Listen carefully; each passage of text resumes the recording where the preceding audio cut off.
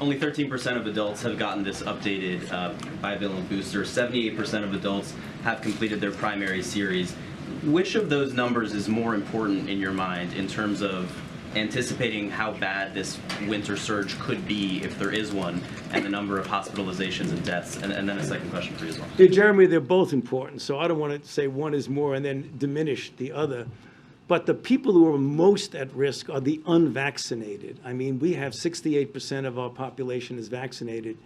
You know, that means that we have 32% of the population that's not.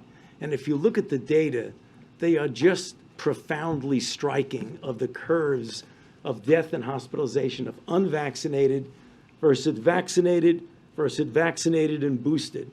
So there is a relatively smaller difference in vaccinated and unboosted versus vaccinated plus boosted.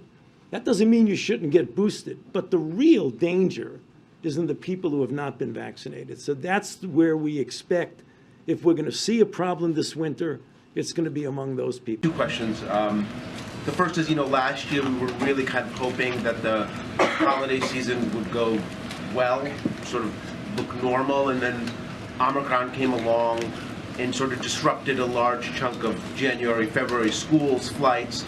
Are we seeing a similar dynamic, especially with some of these new subvariants coming along?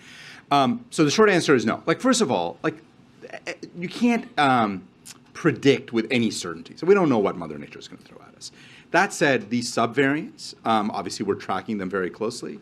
The good news is, even if you see a diminishing of our vaccines, they're still effective against these subvariants, way more effective than the original vaccine, right? So I feel very confident that if people continue to get vaccinated at good numbers, if people get boosted, we can absolutely have a very safe and healthy holiday season.